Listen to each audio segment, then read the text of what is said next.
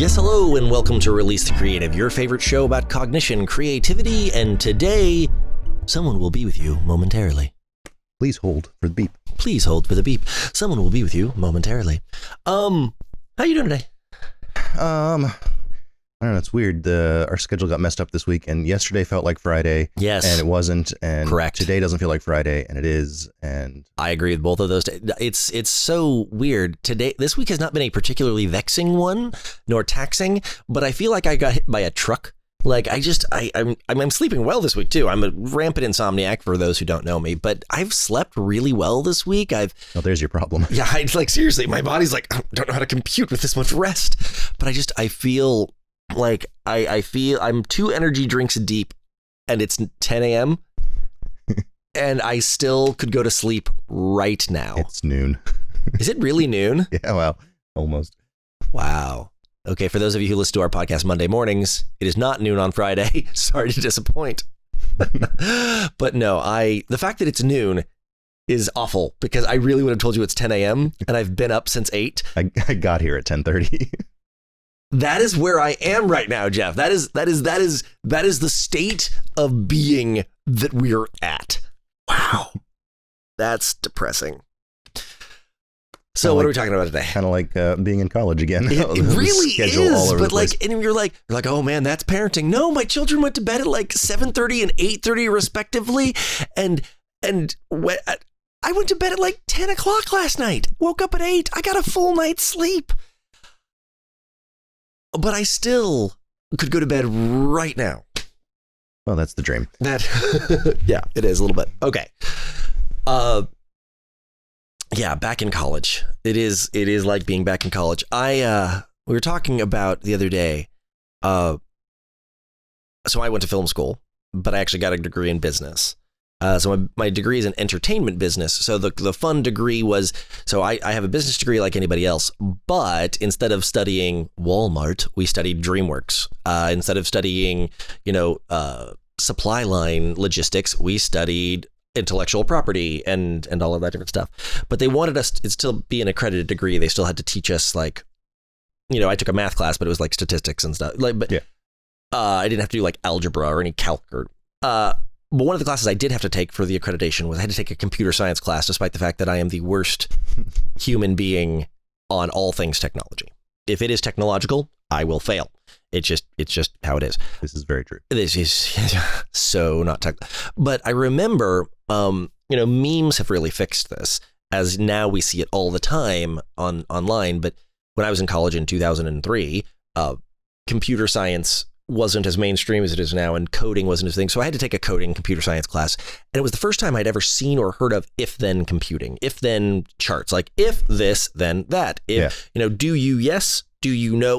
And I remember we had to code on a graph paper. We had to build a code on graph paper, and then we had to build it in a computer and just see if it worked and how it worked. And we used to try to build things that would really stress and creep the computer out, because if you do this wrong, you can have ifs that are mutually exclusive and thens that are, but you can also have like things that are direct contrast. So you can get caught in these recursive loops. You can get caught in all sorts of different funky things. And it's a little bit like training a dog. You can be like, you can give it all these things to make the computer blink and drink and do crazy things, because the commands don't work correctly. And, yeah. And so if-then charts have become very fun over the last, 20 years. Wow. I graduated like almost 20 years ago. That's not okay. From college. But it's an interesting thing to way, like, we're communicating to this computer, and the way that a computer thinks is very binary. Quite literally. It's if-then, if-then, if-then, if-then, but it's all a matter of discussion with single word commands or multi-word commands. And that's an interesting way to think about communication in general, because our brains aren't terribly different than that. Yeah, yesterday reminds me, we found this chart. So what was there was a TikTok you watched 3 days ago. You're gonna have to narrow that down a lot. I'm getting there. With the Canadian guy talking about the metric system. Yes. What did he? Oh, yes. No, I'm sorry. It was the Canadian joke. And he said if Americans ever had to switch to the metric system, there would be mass confusion. And I laughed like a crazy person for like 2 minutes. An incredibly stupid pun. That's your jam. That's my jam. So yeah, you walked into my office and showed it to me. And I said, yeah, but have you seen this Canadian chart? Which I had not. Which and now I will never be the same. I will describe to you here. So I am not Canadian. I don't know how accurate this is, but the internet tells me this is fairly accurate. Sure. And if you're watching us on YouTube, I'll throw it up on the screen here, but right. Podcasters just listen along. So this is a chart. It's called How to Measure Things Like a Canadian. And it is a flow chart. And the first question is, what are you measuring? Speed, distance, temperature, mass, or volume? And just for fun, let's go down here through distance. Distance, is it your height? Yes. Use the imperial system. No. Is it for a long distance? Yes. Use metric. Is it for a long distance? No. Is it for work-related? No. Metric. Is it for work-related? Yes. Imperial. Wait, sorry. When is it imperial with work-related? So I'll read down here. If it's not your height, you're talking about a long distance related to work, and it is related to work, it is imperial. So they're claiming that they're using miles for work, but metric for like things around or kilometers for things around their neighborhood, I guess. So if you're a long distance trucker in Canada and someone said, you'd say, I have to go 1,000 miles, you wouldn't say 1,800 kilometers? I can't speak to the accuracy of this chart. Interesting. Canadians, man, I need someone to chime in here. But for like temperature, apparently they use Fahrenheit to cook, Celsius for weather, but also Fahrenheit for the pool's temperature. So that one almost, see, the temperature. So this is interesting. I'm going to break into our conversation here. I used to really think, I had once thought, Celsius makes so much more sense for temperature. 0 is freezing, 100 is boiling, that there's just a simple logic to that. And I'm on the opposite of that. Are you about to tell me a journey where you come around to my? I'm going to go. So why are you the opposite? Because maybe I discovered what you already knew. Because the way I always describe it is Celsius is calibrated to water, like you said, freezing and boiling. Right. Fahrenheit is calibrated to the human body. It was 100 was supposed to be the human body temperature. He got a little off. Yeah. But it was supposed to be human body, and freezing is still freezing water. But that's a temperature when you start to be affected when your breath freezes and moisture. So to me, Fahrenheit is the range that the human body is kind of meant to exist in. Yeah. Whereas Celsius is more of a scientific thing, and it's like that's wonderful, but I'm not a block of ice. I'm a human being, and I want a temperature that's made for me. And so yes, that's more or less what I accidentally discovered. Is someone was saying no, they described it differently, but it's basically the same concept. That they were like if you say it's 0 degrees outside in Celsius or 100 degrees outside in Celsius, that doesn't give me any useful information. Yeah, there's no useful information there. The temperatures I exist in are compressed too much in Celsius. Right. Well, because I go outside when it's below freezing all the time, and I'm not that uncomfortable with it. Like, yeah. And now, like, I will. We're Americans. We use stupid measurements for everything. Yeah. I understand that metric's better because it's metric. Like, right. I understand kilometers and meters and 1,000 and 100 and decimal places. Like, that all makes sense to me. I understand. That doesn't matter for temperature. I'm not dividing. I don't have like a decidegree or like a kilodegree. I'm not coming outside and being like, it's a wonderful temperature today. What would happen if I multiplied it times 100? Yeah. It would be hot. Okay. Yeah. No, exactly. So like, I get why the metric system's better overall. But no, I will fight that I prefer Fahrenheit. No, I completely agree, because I have been, but if I go outside in Fahrenheit, it's 0 degrees outside. I don't want to go outside. It's too cold. It's 100 degrees outside. I don't want to go outside. It's too hot. When it gets hotter than you Celsius, if it's 0 degrees outside, that's not that bad. It's 100 degrees outside, you're dead. Like you don't get to 100. You don't get to 100. Yeah, so it's not useful. The other one that I just came around to, Eddie Izzard, who's one of my favorite stand-up comedians, who I haven't seen in a while, actually. Eddie Izzard does this whole thing about how the European date system is so much better than the American, because it's day, month, year. Hey, look at that. It's perfect. And I was like, yeah, that makes so much more sense. Americans are stupid. And that's wrong. The American system is way better of month, day, year. Yeah, I've gotten on into this argument on the internet from a computer's perspective, especially going from largest to smallest is better. From year, month, let's day. say we just were doing months and days. Okay. If we get it down to that and you just put it into a computer file system. Yeah. In America, you would have all the January dates, then all the February dates, then all the March dates. Right. In the European, you'd have January 1st, February 1st, right. March 1st. And so with just those two, largest to smaller, makes sense. Where it gets a little wacky is that America has, we stripped it out. We still put the year last. We did largest to smallest and then put the year at the end. Right. So when we stripped the year out, I am fully on board with the American system, but I understand how that's confusing that we split it. So that's the military system, by the way, year, month, day. Yeah, and that's what I'm saying. Military system, best. American system, best with a weird modification, which is like how we like to do things. And then, yeah, to me, the European system does. And now some of this comes down to language, right? Right. Like we would say March 3rd. Right. We don't say the 3rd of March. And I think in a lot of other languages, you would say the 3rd of March. And I think even I have to get some of my British people to come in.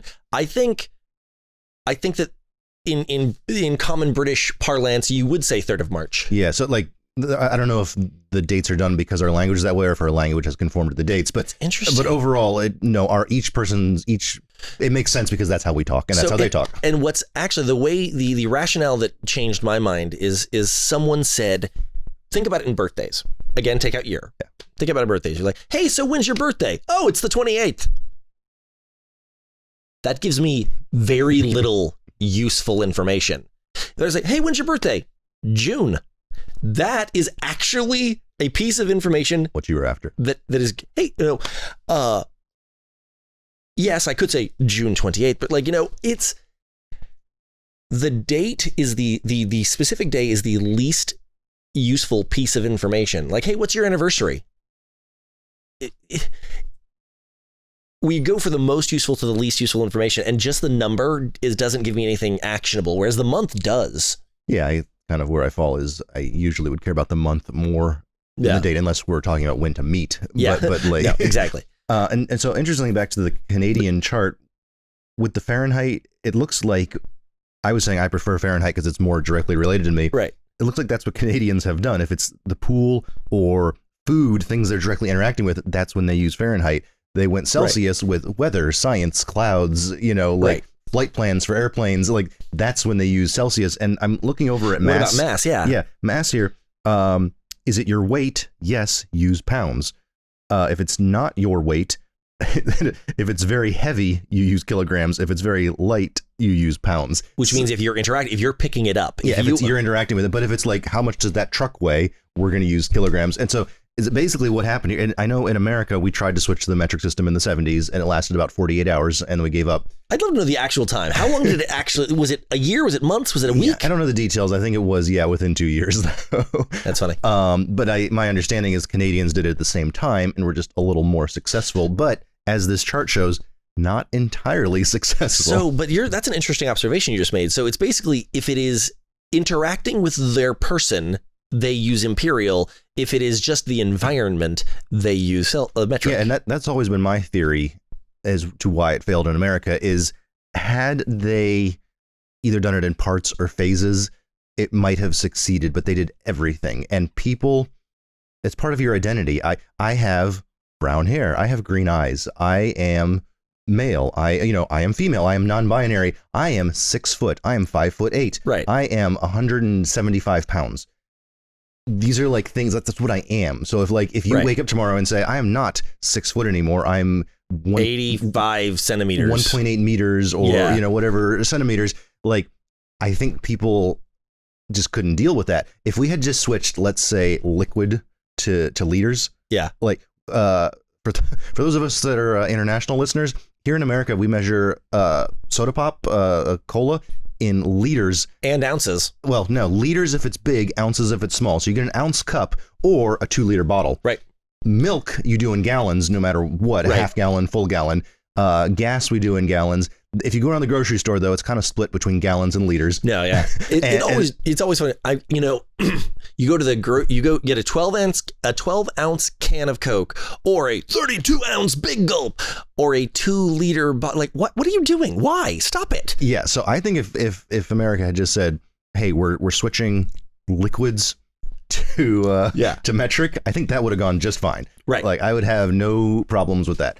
And maybe they could have then incrementally done some more, but they needed to start there. The big problem that I've always thought is our height, right? Yeah. Like, Americans don't want to be measured in centimeters. Right. And for the record, I wouldn't mind because it's way more precise. It's the 85. Right now, it's like, oh, I'm 6'2.25", but 85 and 86 centimeters are more measurable. Yeah. Yeah. But no, in our culture, the feet are like different. Like, if you're a 6 foot man, that is way better than being a 5'11" man. Oh, absolutely. And if it's there's now, a benchmark there. And now if that's just 2 centimeters higher, like, well, how am I going to know that I'm better than somebody else? That's your argument. But how will I know that I am superior to them? Those 5'11" people. Yeah, but I feel like they're really, the problem with length in the metric system from an American point of view is there's not a word for what's close to a foot. We go from the meter to the centimeter, which is 1/100th. There's no 1/10 of a meter. Like, that's not a word. Like, obviously there's the prefix and the word exists, but it doesn't exist. Right. So, I mean, it breaks down to the word for, and you look up on charts, it even says 10 centimeters. It goes like centimeter, meter. It just gets bigger and bigger.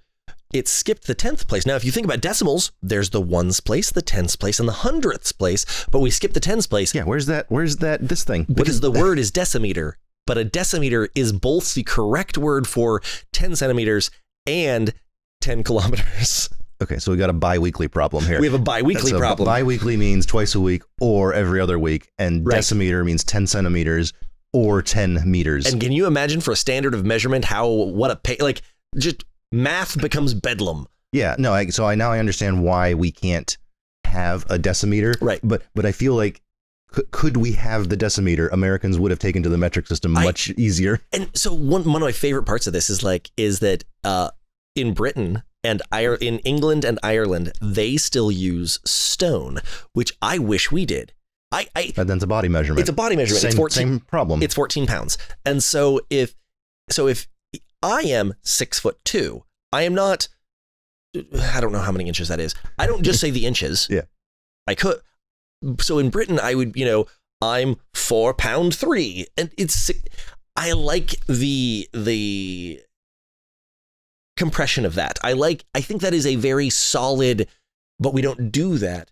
Nobody but that. And we took the imperial system. Why did we drop stone? I like stone. That's the one we should have kept. That's so cool. We need to bring that back. Bring back stone. Anyway, but no, there's a lot of words. I like to say a lot that we are divided often by a common language. Just like that computer at the beginning, running codes, and we all don't necessarily use the same word to mean the same thing. Or like you made the bi-weekly, momentarily. Does momentarily mean in a moment or for a moment? Momentarily. I mean, to me, momentarily is a lot like I'll be there in a second, it means whatever you want it to mean. Which is the correct answer. It's like in the show Sports Night, which is Aaron Sorkin's first show in 1999. It was a great show that was named badly, and that's why it didn't succeed. And I will go to the mat on that one because it's not about sports at all. And it came on when Sports Center was really big. So everyone went into like, oh, this isn't my kind. Like, it was such a bad name for the show. But there's Dana, the character Dana, does this whole joke about how, when she's on a plane and they're landing, they said, we will be on the ground momentarily. And she's like, if we're only on the ground momentarily, there won't be enough time for everyone to get off. Like, we need to be on the ground for a longer time than that. Because they mean we'll be on the ground in a moment. And she was taking it to mean for a moment. And the fun part is it means both. It means whatever you want. It means for in a short or for a short period of time. And context is the only way to suss out what someone means, which is kind of crazy. Yeah, no. And I mean, context is king. But I was unfamiliar with I'm familiar with so many frickin' weird things in the English language. You really are. That to me, it's actually surprising that no one does decimeter, I guess, because it's confusing. Right. Because to me, it's like, well, join the club. Why'd we skip that one? That's true. Communications in general are just, it's so interesting. Because then you even we talked about this a few episodes ago, the regional colloquialisms where not only can, like, and I actually just learned this one about a year ago.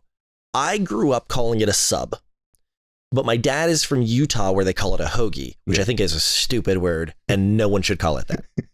Hoagie, it's a weird word. I'm sorry if we're from the Midwest. That was the Utah word. I really it's Midwest. I know, but I'm saying, like, I'm surprised that Utah has the Midwest word.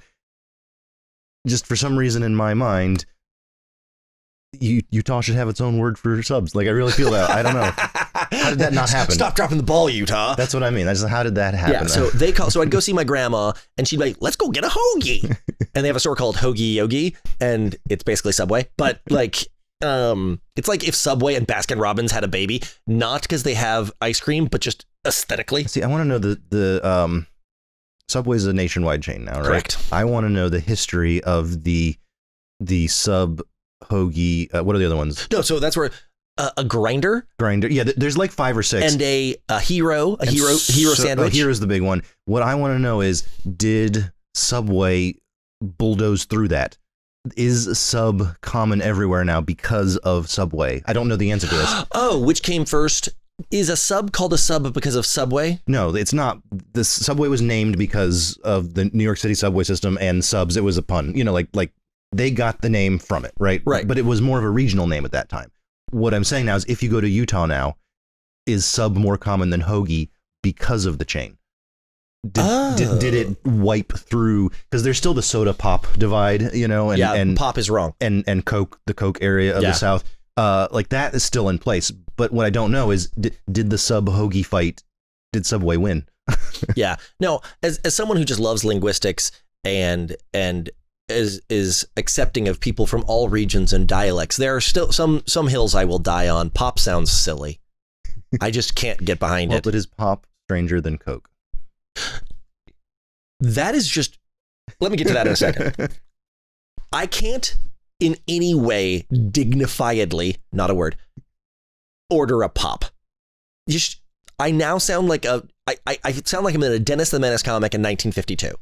I guess, I can see that. No, it's like, ooh, let's go get a pop at the soda fountain. No. Yeah, it's always one of those that I thought of as like, oh, it doesn't matter. But then when I think about it, like, no, I have to call it soda. I have to. Yeah. None of the others are acceptable to me. Now, and for the record, I have lived in regions that Utah, again, Utah's a 50-50-ish kind of. I lived in Seattle, which is hard pop territory. Interesting. I also lived in Texas, which is Coke territory. And I will say, I find that one less weird and more than pop. I want to shake the hand of the branding genius that made a word for a specific brand ubiquitous for the entire category of beverage, because that's amazing. It would be like if we called all cookies Oreos. Right. It's like, I want an Oreo. What kind? Chocolate chip? Like, that's like, that takes a special level of branding genius, right? It's a fascinating dichotomy of my brain just completely shut I wonder down. if it's I'm always just making up historical facts, but Coca-Cola came from Atlanta. Correct.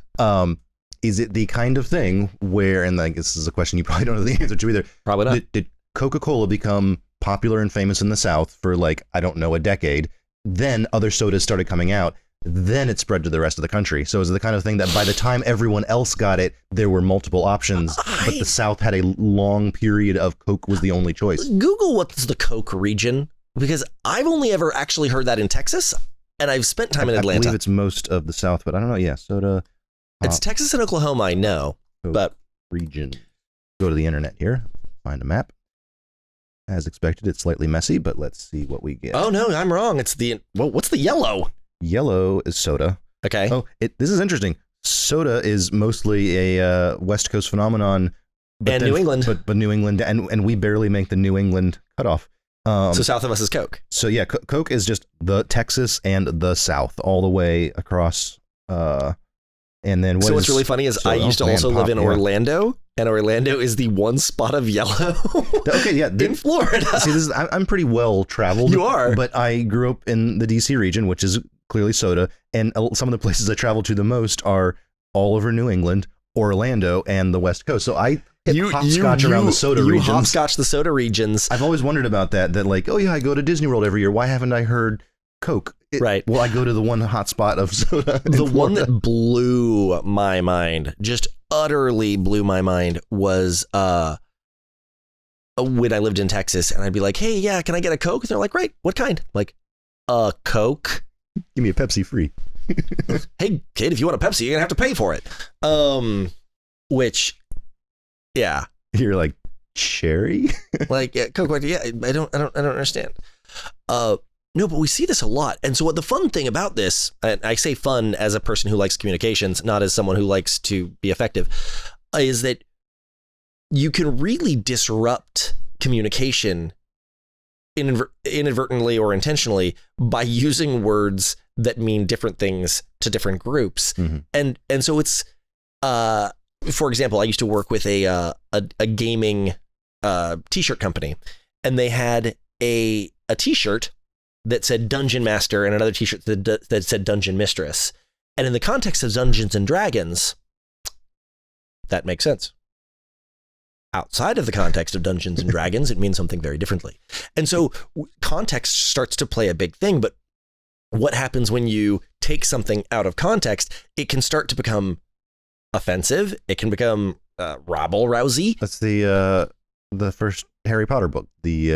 Oh yeah. What was the first one? So in everywhere but America, it's the sorcerer. It's the Philosopher's Stone. And in America, it's the Sorcerer's Stone. Sorcerer's Stone. And I've read, other countries make fun of America. They're like, oh, they're too stupid to know what a philosopher is. It's not that. And it's not that we don't know what it is. It's in America, it really means like college professor. A philosopher is a boring person who thinks in America. There's like nothing magical or interesting about it. It doesn't. Harry Potter and the Philosopher's Stone. It'd be saying like the Economist's Stone. It's just like that's actually a remarkably good. Yeah, it's like the what is that stone? What does that mean? Like that's confusing. It's a book about wizards. Why are we talking about economics? But in other countries, a philosopher is a little more otherworldly, I guess. And no, and the thing is that I don't know how true what I'm about to say is. I could be totally wrong. The theme of our podcast today, yeah. The Philosopher's Stone is an actual thing. Right. Most Americans don't know that. They also don't know that it's actually a liquid. There's that too. We don't have that cultural. The Philosopher's Stone is a real thing. Sorry, is a real mythological thing. Yeah, it's a real story. It's a real story. Isaac Newton actually wrote over 1 million words on alchemy and spent a huge portion of his life trying to discover or create the Philosopher's Stone, which again is a stupid name because it's a liquid. Well, now is this a thing where the stone is like it's just a word, like it was just a proper noun they gave to it, or in England stone already means body weight? Does it also mean vial of liquid? So I don't know because I'm not an alchemist, and but I will say that I know that the active ingredient in the Philosopher's Stone was said to be mercury, which is a metal that is liquid. So that was. It might be just coming from that. It's a liquid stone. It's a liquid stone. Yeah. So the Philosopher's Stone, but it was this real thing. So maybe if you say Philosopher's Stone to a British school child, they instantly know, oh, it's this thing that gives you eternal life. It's a thing that turns lead into gold. The Philosopher's Stone, I get it. And you say that to an American, they're like, the rock of a thinking person? That doesn't. Like, okay, I guess I'll read that book. But then when you finish, you're like, this is not what I was expecting. This is not what I was expecting at all. So it's not that we don't know what a philosopher is. It's that we have a very different association. And what's really interesting to me, words like silly, brilliant, and rude. Mm-hmm. These three words, if you look up the actual definition of them, all the people I'm about to talk about, no one is using these words incorrectly. I'm not saying they use the word wrong. Silly, rude, and brilliant. I think it came from somewhere else. No. I'm saying that we use them differently, both correct. Rude is a very common joking, very common insult or tag used in Utah and Idaho. Okay. And it is used to describe things that I wouldn't use it. Like, oh, I get what you mean. Yeah. Like if someone uses vulgar language or says something inappropriate, they'll be like, well, that was very rude. I'm like, I guess. Like, there's so many better descriptors.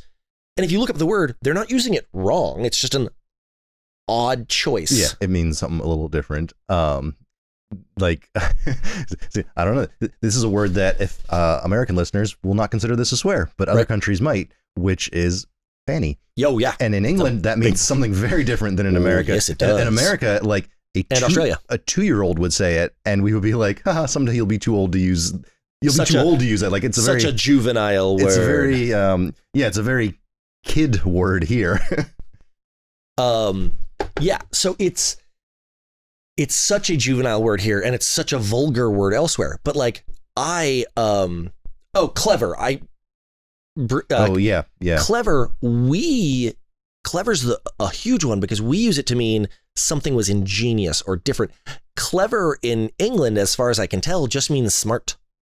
It just means, I was like, oh, I'm being clever. In America, there's a higher bar to be clever. It's harder to be clever here. Yeah, here, clever is absolutely used, but it means something more so. You need to, and so like I'll watch Doctor Who, and they'll be like, I'm being really clever right now, and I'm like, I guess. I mean, not really. Also, you wouldn't say that about yourself in America. Like, it's like a compliment here. Right. It's different. Or silly, which we mean zany, and other people mean in some things means simple, like not very bright. And what was the other one I said? Brilliant. Brilliant, yeah. In America means different than it does in England. It's like here, it's like Einstein. Like no, that person is brilliant. Where it's more like awesome. It's more like awesome. Yeah, it's like, oh, that's really cool. That's really cool. And so it's so interesting. What's strange, so I'm kind of in a TikTok conversation right now going on and off. If you're watching this later, go check out my TikTok, Kirk the Creative. Talking about, people who have strong regional and colloquial dialects, people from the deep South, urban environments. Appalachia is a big one, who have deeply ingrained cultural linguistic styles or wording, or, heavy New England, specifically Maine. That was a joke to all New Englanders. They're the only ones who got it. I promise. I'm sorry if you're from Maine. These really thick accents that make you either hard to understand or immediately put you in a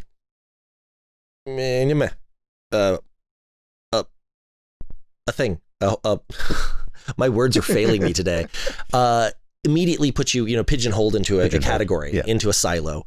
And there becomes this kind of interesting question, like, okay, once you know a word or a phrase or a dialect is a little different, but once you know that presenting information in this way will be received in this way, whose responsibility is that? The listener or the transmitter? Whose responsibility is it to be clear or to avoid offense or avoid these things? Is it the 100% responsibility of the transmitter, or is it the 100% responsibility of the recipient? The answer to both those questions is no. It's never 100% any responsibility of anything. But where's the divide? I, as a communicator, put a lot of onus on the transmission because it's the one thing you can control. But there's it's transactional. It's who wants. All forms of communication are some form of transaction. I like that. That's true. So it comes down to who wants more.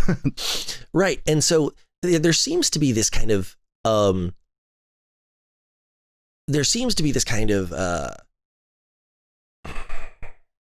attitude to put, I am me and everyone else is going to be, and that you should be you. You should live your best life. You should not, I'm not trying to say like, no, you must live to other people's standards. You really shouldn't.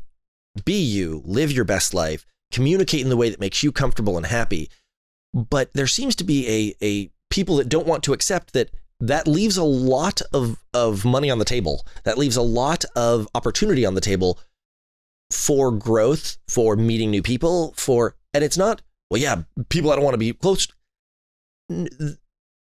there's kind of a blunt cutoff of I'm going to be me and I'm just going to, everyone else can F off.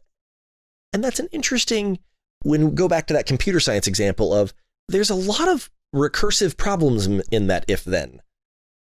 Shouldn't we always be trying to learn and transmit better language? And shouldn't we always be trying to, at the exact same time, be a better recipient? And if I took my child, I don't think any of my children have ever said Fanny, but if I took them to England and they said it, is it my responsibility, like, what? It's your job to know that that doesn't mean the same to us? Or is it my job to go, hey, probably not the best word to use here? And it's an interesting conversation to be had. Yeah. I don't know what response to that would be. But I guess the whole crux here is that we should be saying decimeter. Yeah, let's normalize decimeter. I want that word. I did.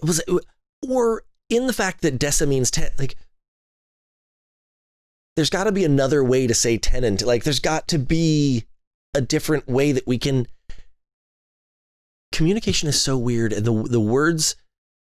You know what this is? This is my favorite thing to talk about. This is a lexical gap.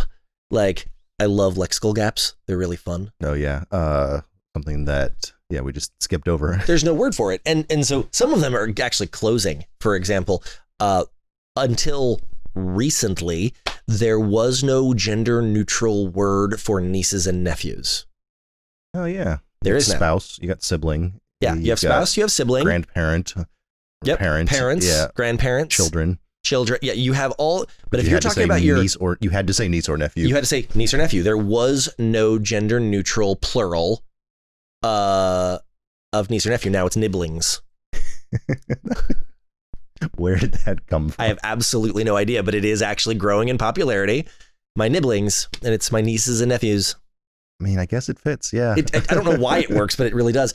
Yeah, there's all these fun little lexical gaps. Like, hey, wait a minute. There's really no word in English for that, but there should be. Like, it's not that. Yeah, we don't have a word for it because we don't need one. No, there's a very obvious need. Yeah. No, I've seen people make lists online where they're like, here are the 25 things we need words for. Right. Yeah. And what's the other fun one is words that no longer need to exist. Like, for example, it's now in relative bad form to say actor, actress, waiter, waitress. Right. Yeah.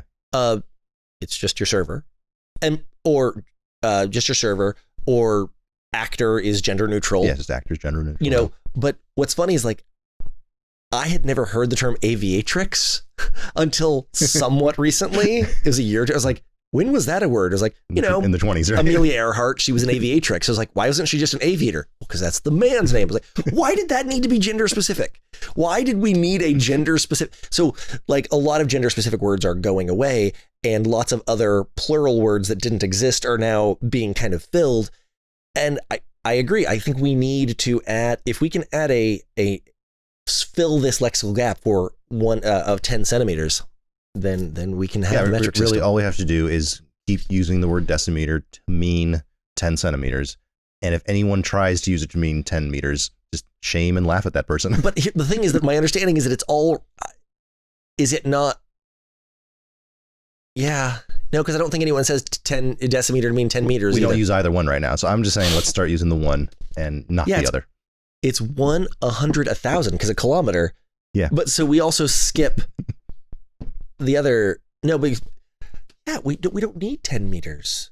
When does that ever? It would be interesting, but no, we can do without it. Definitely. Because we have in America, we have the 10-yard line. We don't have a word for that's a. Yeah. This is going to bother me, Jeff. All right. I love lexical gaps. We'll think about that till next week. So yeah, our takeaway today is the words are funny and they mean things everywhere, and we have to figure out that we are all we can control. So putting as much effort into the transmission and into the reception of is the best we can do. And until then, we'll order a 10 decimeter hoagie at Subway. So wait a minute, 10 decimeters, that's a meter.